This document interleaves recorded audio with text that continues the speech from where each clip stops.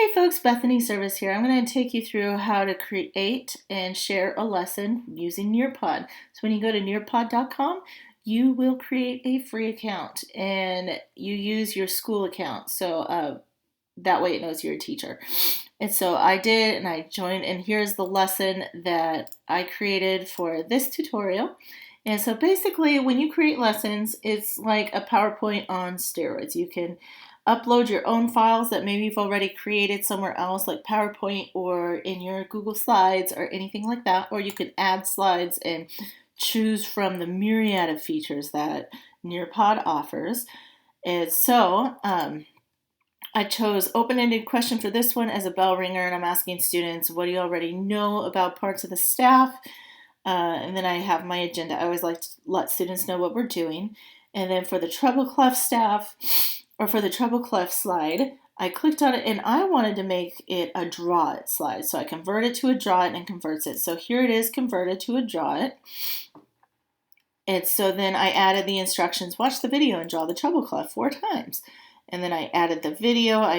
So that what you do, oh, no, I clicked on it and then went straight to the video, which is exactly what it's supposed to do.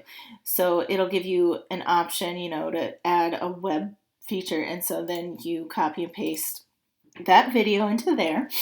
And then I'm going to save it.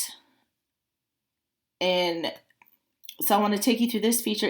The slide is highlighted. While it's still highlighted, I'm going to click preview just to make sure that it's saved the way I wanted it to save. Oh, yep, there it is. And so I'm going to practice drawing it just to make sure I know what the students will be using. All right, so it works. Woohoo! So I'm going to click X just to get out of it. And so once I'm done adding all the features, yes, you can add Flipgrid, which is great for performance classes. So like for my class, like choir or band or orchestra or, foreign language or theater, students can really get into that Bloom's taxonomy, like the application, maybe even up to synthesis, especially if you want them to create something and share it with you.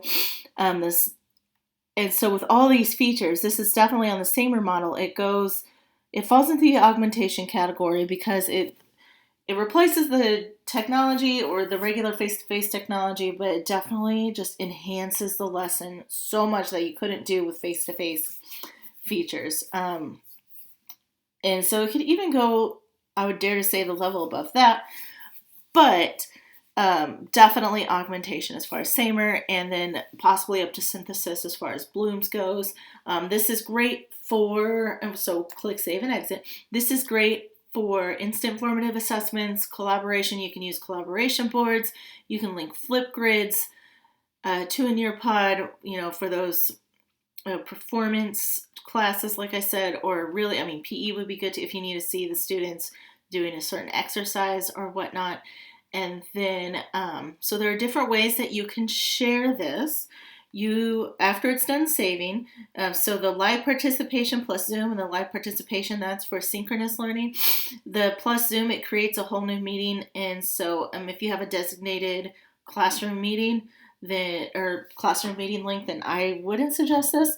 But so if you click on live participation, it gives you the code to share with students so they can be right there with you as you're clicking through the slides. And then you have the option to make it a Zoom meeting if you want while you're in there.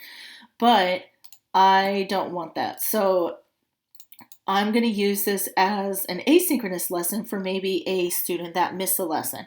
So you click on student paste, which is for the asynchronous, and you can click on, whatever you want the due date to be. They have 29 days to do it. And so then I'm going to use Google Classroom because that's what my school uses for a lot of things, and make sure I'm in my work account and share to a class and create an assignment, do all the parameters, and then click assign. And after I click assign, then it'll appear in the student's Google Classroom. Then click on the Nearpod and complete it within, the time frame that I gave them. And so that is the quick way of how to create a Nearpod account and log in and start and create a lesson. There are so many different features, but I just love it so much. So thanks for listening, and I hope you get a lot of use out of it. Thanks. Bye.